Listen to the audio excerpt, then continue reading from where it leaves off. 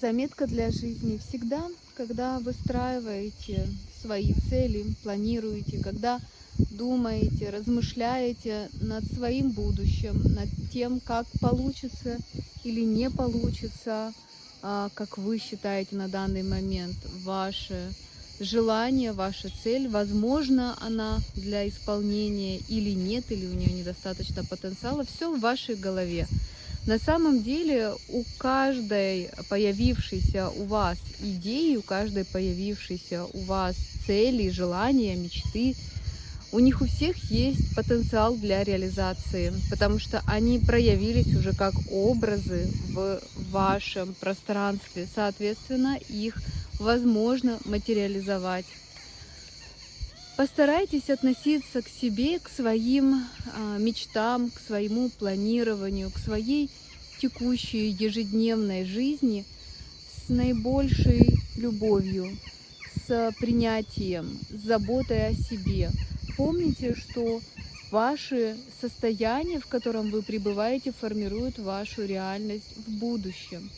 И если вы грустите, если вы расстроены, если вы страдаете, на ментальном уровне, психоэмоциональном уровне, то понимаете, что в ближайшее будущее у вас проявится соответствующая реальность. То есть в вашей реальности будет больше плохих событий, негативных, больше каких-то сложных ситуаций, при которых вы сможете прочувствовать те состояния, которые вы испытываете сейчас.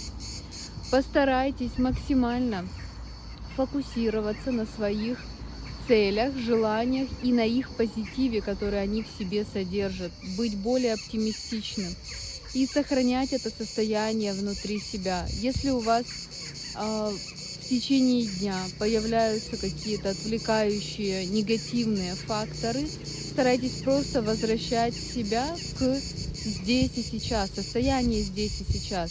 Эту практику я периодически напоминаю своим ученикам, клиентам, когда вы просто осматриваете пространство вокруг вас, вы ориентируетесь, где вы находитесь, вы озвучиваете это для себя, вы смотрите на себя, вы видите свое тело, свои руки, вы понимаете, что здесь и сейчас вы находитесь все равно в целости и сохранности, и, соответственно, все хорошо.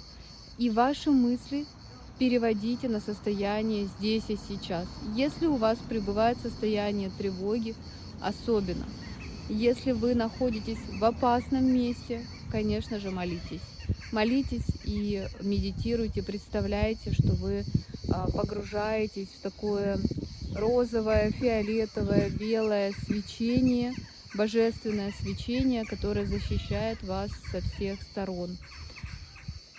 Это отдельная работа на практиках, которые я провожу, на посвящениях, которые мы проводим в школе. И, соответственно, этому всему можно научиться. Но для начала самая базовая настройка для вас всегда научиться ориентироваться в здесь и сейчас.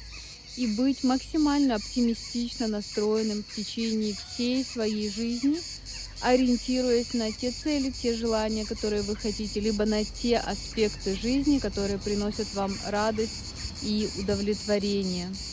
Во благо.